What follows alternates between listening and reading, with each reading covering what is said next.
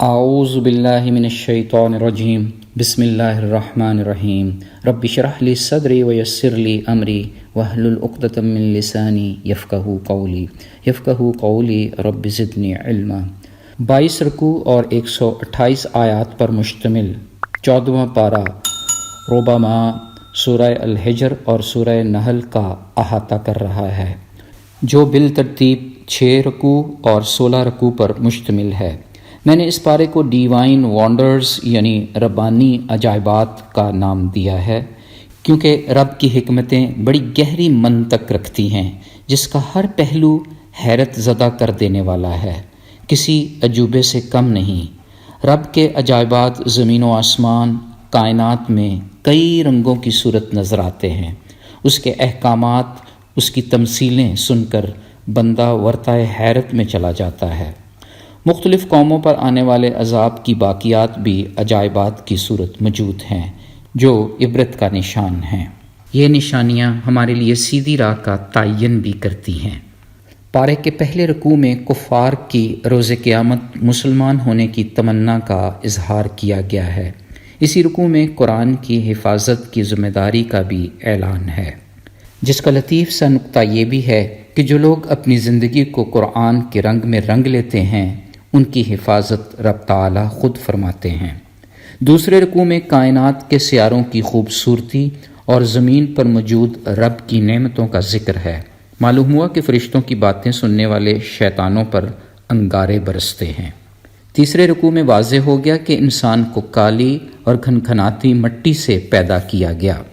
پھر روح پھونکنے کے بعد سب کو سجدہ کا حکم دیا گیا، سوائے ابلیس کے سب نے حکم کی تعمیل کی۔ یوں شیطان نے جنت سے نکل جانے کی سزا پائی۔ پھر اس نے رب سے مہلت لی اور انسانوں کو گمراہ کرنے کی قسم کھائی، مگر ساتھ ہی رب کی خوبصورت سٹیٹمنٹ بھی آ گئی کہ میرے مخلص بندے تیرے وسوسے میں ہرگز نہیں آئیں گے۔ چوتھا رکوع پرہیزگاروں کے لیے جنت کی نوید پیش کرتا ہے۔ اللہ رب العزت یہ خوشخبری بھی سنا رہے ہیں کہ وہ بہت ہی بخشنے والے اور مہربان ہیں۔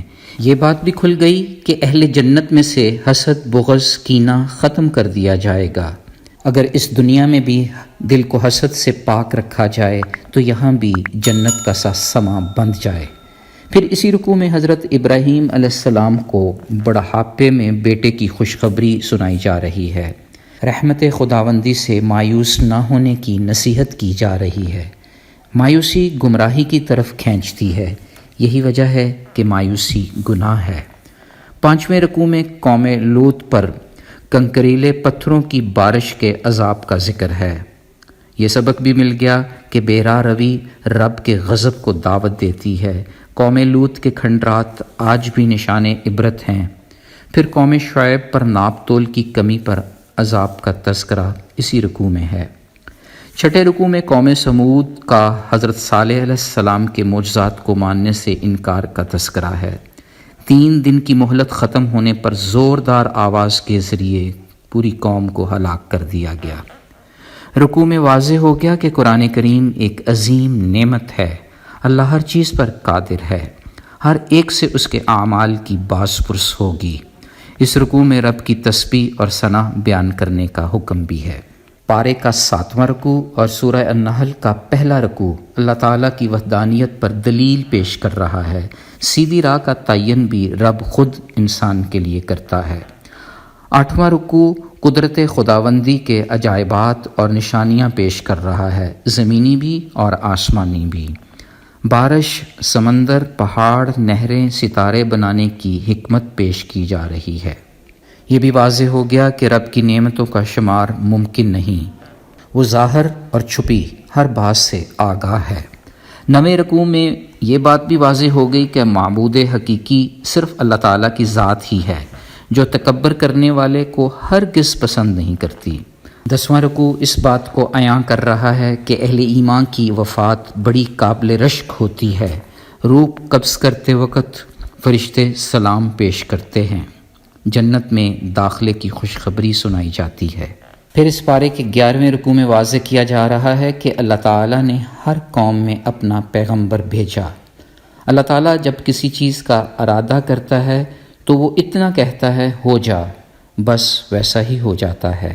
12ویں رکوع میں اس طرف توجہ دلائی جا رہی ہے کہ ہر جواب، ہر عمل پر کوئی دلیل ہونا ضروری ہے۔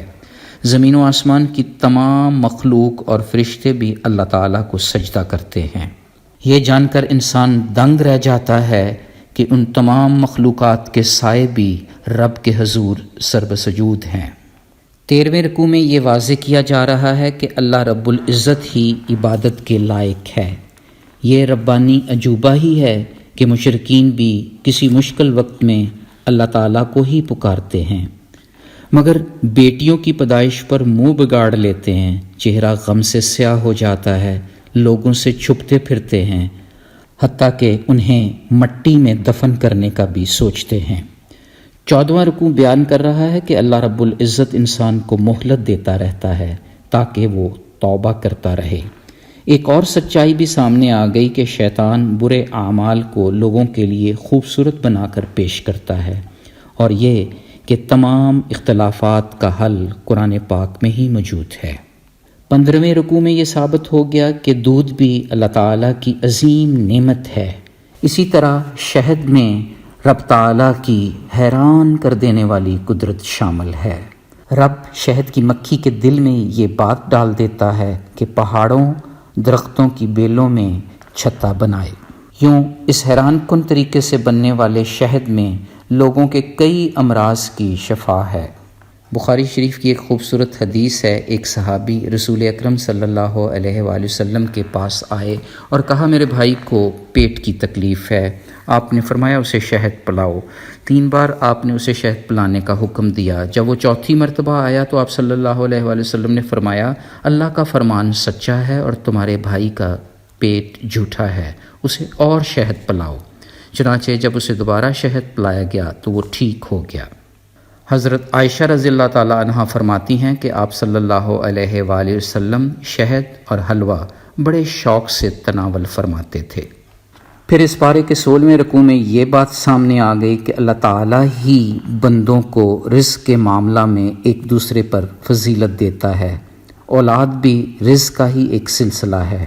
مشرکین کے جھوٹے معبود نہ رزق دینے کا اختیار رکھتے ہیں، نہ ہی ان میں ایسی طاقت ہے۔ ایک بڑی ہی خوبصورت، حیران کر دینے والی تمثیل پیش کی جا رہی ہے کہ ایک غلام جیسے کسی چیز پر قدرت نہیں رکھتا، جبکہ دوسرا جسے رب رزق دیتا ہے وہ اس میں سے خرچ بھی کرتا ہے۔ کیا یہ دونوں برابر ہو سکتے ہیں؟ کیا کوئی گونگا اور عدل و انصاف کا حکم دینے والا برابر ہو سکتے ہیں؟ 17ویں رکوع میں علم اور عقل کو بھی اللہ تعالیٰ کی نعمت قرار دیا جا رہا ہے۔ پرندوں کا فضا میں اڑنا بھی ربانی عجوبہ ہے۔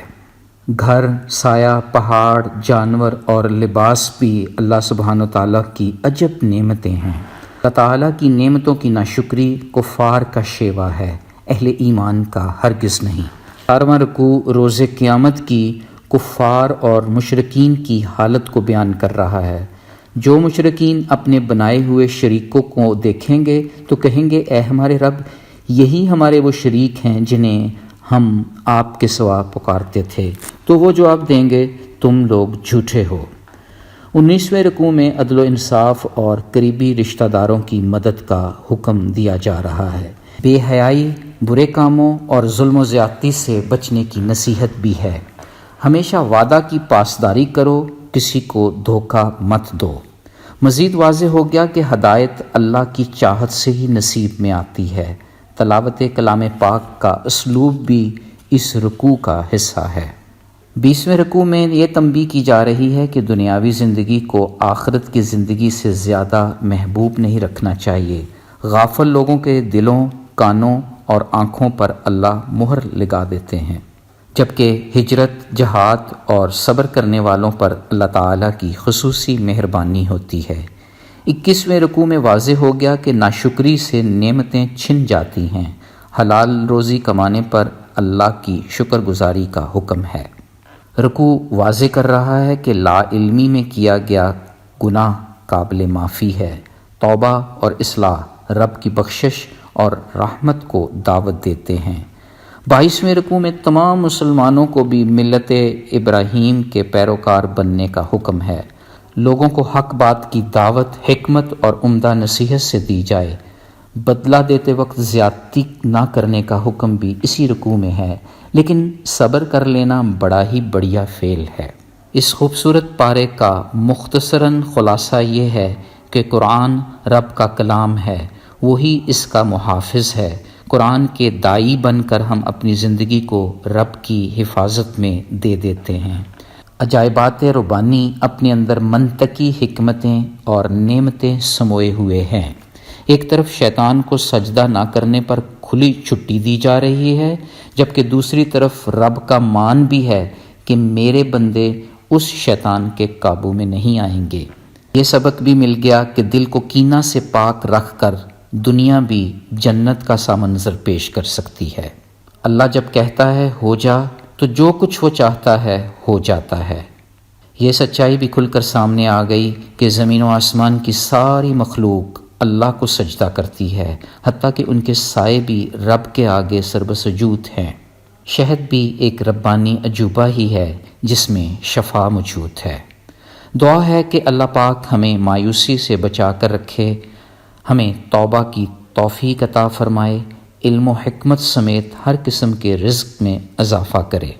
یا اللہ پاک ہمیں ناشکری سے بچا کر رکھنا، اپنے خاص کرم سے ہمیں توفیق عطا فرما کہ ہم لوگوں کو حق بات کی نصیحت کریں، بے حیائی اور برے کاموں سے بچ کر زندگی گزاریں۔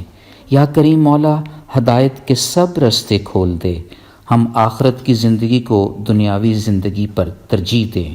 اے پاک مولا وقت رخصت فرشتوں کا سلام اور جنت کی خوشخبری نصیب ہو، آمین یا رب العالمین۔ سبحان ربک رب العزت عما یصفون وسلام علی المرسلین والحمد للہ رب العالمین۔ فی امان اللہ، اللہ حافظ۔